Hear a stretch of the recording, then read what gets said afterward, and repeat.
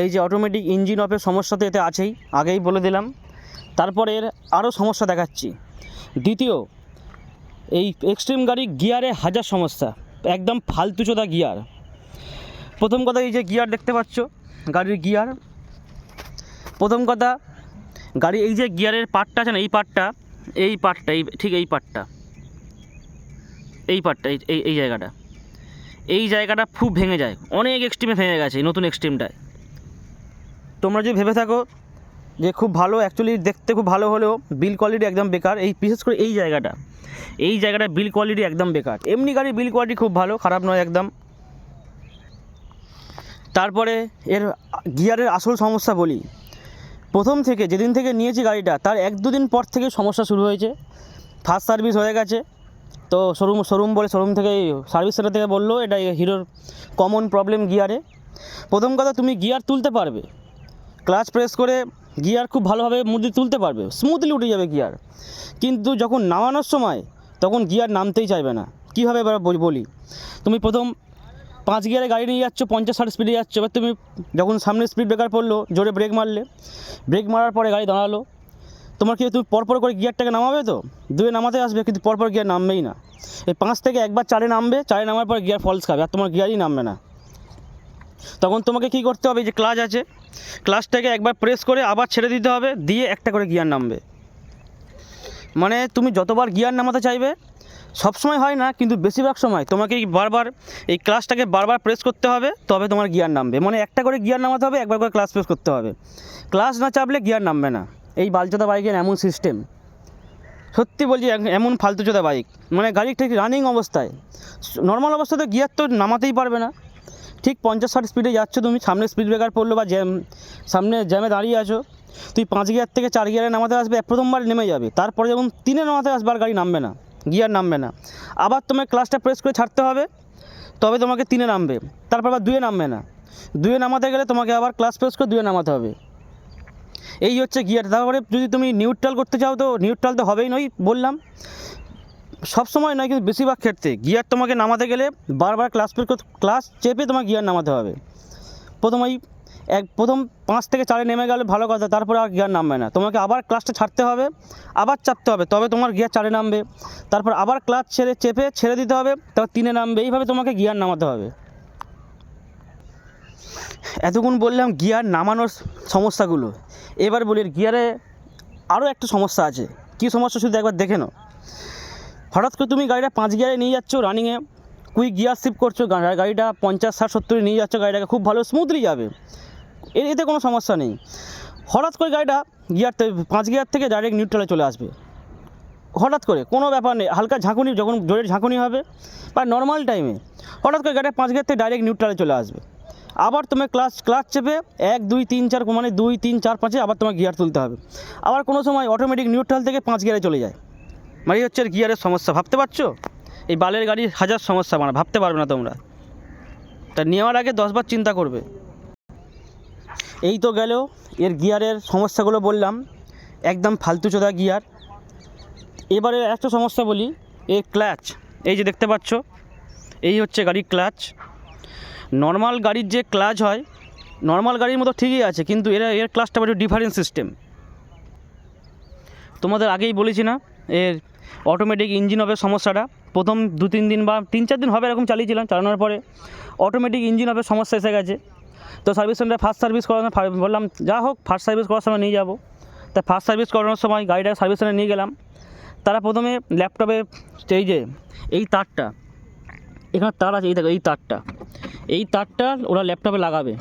এই যে এই তারটা দেখতে পাচ্ছ, এই তারটা ওরা ল্যাপটপে লাগানোর পরে দেখিয়ে দেবে গাড়িতে কী সমস্যা আছে।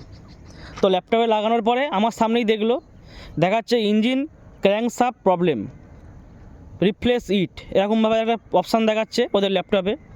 তোরা বললো ইঞ্জিন অফ হয়ে যাচ্ছে, তো এই ক্র্যাঙ্কশাফট সেন্সর আছে, সেন্সরের প্রবলেম। আমি বললাম সেন্সর কি খারাপ? বলছে সেন্সর তো খারাপ নয়, তাহলে প্রবলেম দেখাচ্ছে কেন? বলছে দাঁড়াও দেখছি। এই যে দেখছি বললো, দেখানোর পরে কি বললো, যে ইঞ্জিন অটোমেটিক অফ হয়ে যাচ্ছে, ওটা কোনো সেন্সারের প্রবলেম নয়, দাঁড়াও বলে কি হলো, ক্লাচটাকে টাইট করে দিল। মানে এইখান থেকে এই যে ঠিক এই পারে ক্লাচের যে অপশানটা আছে, এই যে ক্লাচ তোমরা প্রেস করলে দেখো এই জায়গাটা নড়বে, এই জায়গাটা, এই দেখো, এই দেখো এটা নড়ছে। এইখান থেকে কী করে ওটা, এইখান থেকে ক্লাচটাকে এই যে স্ক্রু দিয়ে, এই যে স্ক্রু আছে দুটো, এই যে স্ক্রু, এই স্ক্রুটাকে দিয়ে ক্লাচটাকে টাইট করে দিল। এই যে ক্লাচটাকে টাইট করে দিয়েছে, মানে আগে যে স্মুথলি ক্লাচটা প্রেস করতে পারতে, এখন সেটা পারবে না। ক্লাচটা পুরো হার্ড হয়ে গেছে, পুরো হার্ড, মানে এত শক্ত ক্লাচ তোমার চাপতে চাপতে তোমার আঙুল ব্যথা হয়ে যাবে। এতে কী হলো, ক্লাচটা চেপে পুরোপুরি টাইট করে দিল। ক্লাচ টাইট করে দেওয়ার পর এটাকে ধরতে গেলে পুরোপুরি হয়ে গেছে ফুল ক্লাচ।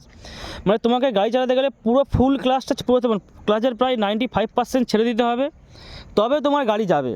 আর ফুল ক্লাচে গাড়ি চালানো খুব অসুবিধা হয়। ফুল ক্লাচ করে দিতে, তবে ইঞ্জিন যে অটোমেটিক বন্ধ হয়ে যাচ্ছিলো সেটা কমে বন্ধ হয়নি, মানে অটোমেটিক বন্ধ হয়ে যাওয়াটা একটুখানি কমে গেছে, তাও প্রায় সময় হয়, তো মোটামুটি একটু কমে গেছে। কিন্তু গাড়ি চালাতে খুব অসুবিধা হচ্ছে, এই ক্লাচটা এত শক্ত আর ফুল ক্লাচ হয়ে গেছে। এই ক্লাচের সমস্যাটা গেল, ইঞ্জিন অটোমেটিক প্রবলেম, গিয়ারের প্রবলেম, ক্লাচের প্রবলেম, এই প্রবলেমগুলো তো হলোই।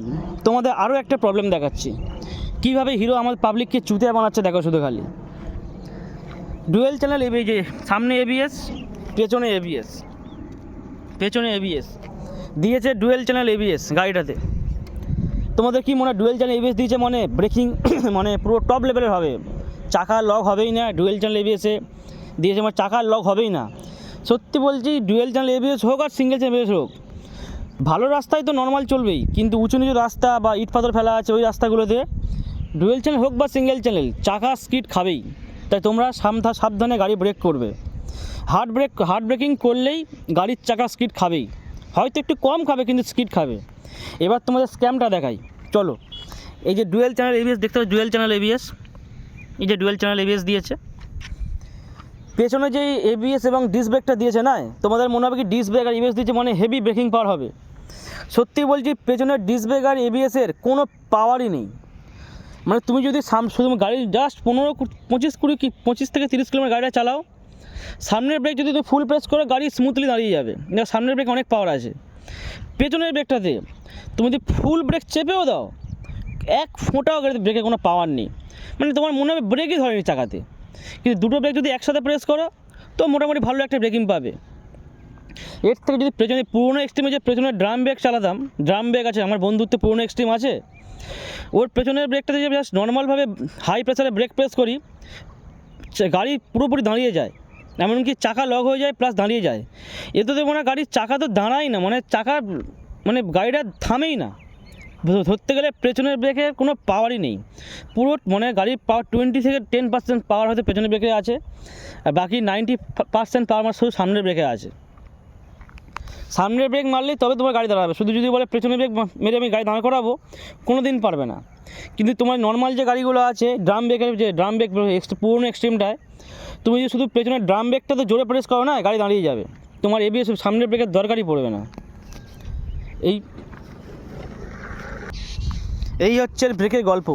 তা যারা ডুয়েল চ্যানেল এবিএস ভেবে কিনছো যে হেভি বাইক হবে, ভুল করে এই বাইকের দিকে যেও না। পারলে যদি ভালো লাগে তো পুরোনো এক্সট্রিমটা কেনো, এর থেকে পুরোনো এক্সট্রিম অনেক ভালো। এবার তোমার আরেকটা সমস্যা দেখাচ্ছি, এটা কোনো সমস্যা নয়, এটা করলে ঠিক হয়ে যাবে। সেটা হচ্ছে রেয়ার ব্রেক প্যাড। এই যে রেয়ার ব্রেকটা, এই যে ব্রেকটা আছে, এই ব্রেকটা যদি দেখো এখানে লোহা আছে, কোনো রবার দেয়নি। রবার না দেওয়ার জন্য কী হয়েছে, যখন তুমি এখানে ব্রেক মারতে যাবে না, পা দিয়ে যখন ব্রেক মারতে যাবে তোমার পাটা এরকম স্লিপ খেয়ে যাবে, যেহেতু কোনো রবার দেয়নি এখানে। তা যারা এই বাইকটা এই পুরোনো এখানটায় হালকা করে একটা ছোটো রবার লাগিয়ে নেবে, কভার টাইপের, এখন রবার টাইপের কভার লাগিয়ে নেবে, নাহলে জোরে হার্ড ব্রেকিং করলে যখন জোরে পেছনে ব্রেক করবে না, তোমার পা স্লিপ খেয়ে যাবে। এই হচ্ছে নতুন 2026-এর এক্সট্রিমের গল্প। ব্রেক খুব ভালো বলবো না, এতে কোনো এই যে ব্রেক দিয়েছে তারে কোনো সেন্সার নেই, দেখতে পাচ্ছ, এই যে এক্সিলারেটারে কোনো তার নেই, দেখো ভালো করে, এই যে এক্সিলারেটার ঘোরাচ্ছি, এক্সিলারেটারে কোনো তার নেই, দেখতে পাচ্ছ কোনো তার নেই। এই যে তারটা আছে, এই তারটা হচ্ছে আমাদের এই যে সুইচ আছে, সুইচগুলোর তার। এক্সিলারেটারে কোনো তার নেই, কারণ এক্সিলারেটারে সেন্সার আছে। আর তোমরা যে বলছো এক্সেলারের সেন্সার আছে বলে তোমরা খুব মানে আগ্রহ প্রকাশ করছো যে এই সেন্সার গাড়ি কিনবো, সেন্সার আছে। আসলে এইটা সবচেয়ে বড় সমস্যা। এগুলো গাড়িতে যত বেশি সেন্সার থাকবে গাড়ির তত বেশি সমস্যা করবে। আর যখন এক্সেলারেটার খারাপ হবে না ওয়ারেন্টির পরে, তোমার ভালো পরিমাণ খরচা নিয়ে নেবে। এর থেকে যদি তোমার তারওয়ালা এক্সেলারেটার নাও পুরোনো এক্সট্রিমটায়, তার কেটে গেলেই জাস্ট সামান্য 30, 40, 50 টাকা দিয়ে তার লাগিয়ে নিতে পারবে। তারপর আরও একটা জিনিস তোমাদের দেখাই। এই যে জিনিসটা আছে, এই যে কিকটা দিয়েছে না, প্রথম কথাই বালের কিকে মানে 90% গাড়ি স্টার্টই হয় না। জানি না কী সিস্টেম, সেন্সারে কী সমস্যা আছে নাকি খারাপ ভালো জানি না। এই বালে আমি যতবার গাড়ি কিক মেরে স্টার্ট করতে গেছি তো গাড়ি 90%, 90 বলবো না, নিয়েছে খুব কম, 70 থেকে 80% গাড়ি স্টার্টই নেয় না। বিশেষ করে তো প্রথমে সকালবেলা তোমাকে তো গাড়ি স্টার্ট নেবেই না। সকালবেলা তোমাকে স্টার্ট করতে গেলে তোমাকে সেলফি মারতে হবে, এই তোমার সেলফি মারতে হবে, কিকে তুমি গাড়ি স্টার্টই করতে পারবে না। এই যে কিক দিয়েছে আমার মনে হয় কিকটা দিয়েছে জাস্ট লোক দেখানোর জন্য। কোনো গাড়ি এখন ধরতে গেলে সব গাড়ির কিক তুলে দিচ্ছে। হিরো এই কিকটা দিয়েছে লোককে দেখানো, দেখো আমরা গাড়িতে এক্সট্রা কিক দিই, এমার্জেন্সি তোমার কাজে লাগবে। আমার এমার্জেন্সিতে গাড়িতে কখনো কিকের স্টার্টই হয়নি, আমি 90% সেলফেই স্টার্ট করে দিই গাড়ি। বেকার কিক এটা, জানি না তোমাদের গাড়িতে আলাদা হতে পারে, তো আমার এই গাড়িতে কিকে তো স্টার্টই হয় না। আর এখানে দেখো কিকে কোনো রবার দেয়নি, জাস্ট লোহা দিয়েছে। কিক মারতে গেলে সাবধানে মারবে, প্রথম কথা পা স্লিপ করে যেতে পারে। এছাড়া তোমাদের একটা জিনিস দেখাই, এই নতুন এক্সট্রিমটায় যা 2026 মডেল, এই দেখো ডিজিটাল মিটার, নতুন মিটার করেছে, ডুয়েল চ্যানেল ABS দিয়েছে। এর একটা সমস্যা যে পেছনের সিটটা তুমি খুলতে পারবে কিন্তু সহজে লাগাতে পারবে না। মানে লাগাতে এত ঝামেলা হবে, এই পেছনের সিটটা ঠিক মতো লাগাতে গেলে তোমার বারবার চেপে তোমার হাত ব্যথা হয়ে যাবে, তবু ঠিক মতো লাগাতে পারবে না। 10 বার চাপার পরে একবার ঠিক মতো লাগবে, তাও দেখবে সিটটা দেখো ঠিক মতো লাগেনি। এই পাটা ঠিক মতো লেগেছে, দেখো এই পাটা পুরো লেগে গেছে, এই পাটা দেখবে লাগবে না, এ দেখো পুরো উঠে গেছে, এই পাটাতে পুরোপুরি উঠে গেছে।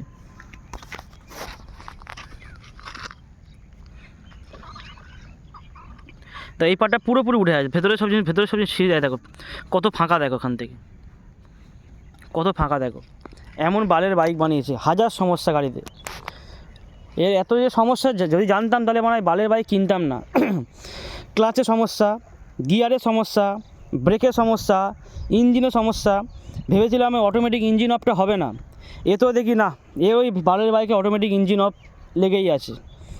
কতবারই অটোমেটিক ইঞ্জিন অফের জন্য আমার কতবার অ্যাক্সিডেন্ট হয়নি যদিও, মানে গাড়ি ঝাটকা মেরে বন্ধ হয়ে গেছে, এরকম সমস্যা অনেকবার হয়েছে, যদিও অ্যাক্সিডেন্ট হয়নি। তবে অটোমেটিক ইঞ্জিন অফ অ্যাক্সিডেন্ট হওয়ার জন্য কিন্তু চান্স অনেক থাকে। বিশেষ করে যখন হয়তো তুমি কোনো টার্নিংয়ে দাঁড়িয়ে আছো, সিগনাল হয়তো তুমি টার্নিং নেবে, রাইট টার্ন বা লেফট টার্ন নেবে, যখন তুমি সেকেন্ড গিয়ারে গাড়িটা স্পিড তুলবে, যখন তুমি স্পিড তুলতে যাচ্ছ হঠাৎ করে ইঞ্জিনটা বন্ধ হয়ে যাবে, তখন তুমি গাড়িটা ঝাটকে মেরে দাঁড়িয়ে যাবে। তখন তো ঠিকমতো ব্যালেন্স করতে না পারো, তুমি মানে পড়ে গেলেই তুমি যেদিকে টার্নিং নেবে সেদিকেই পড়ে যাবে। হয়েছে আমার সাথে এগুলো। ভাবতে পারবে অটোমেটিক ইঞ্জিন অফের সমস্যা একদম ফালতু জিনিস। এটা শুধু হিরো গাড়িতেই আছে। হোন্ডার হর্নেট যেটা বের করে, যদি তোমাদের মনে হয় যে স্টাইলিশ লুক নেবে, তো বলছি হর্নেটের দিকে যাও।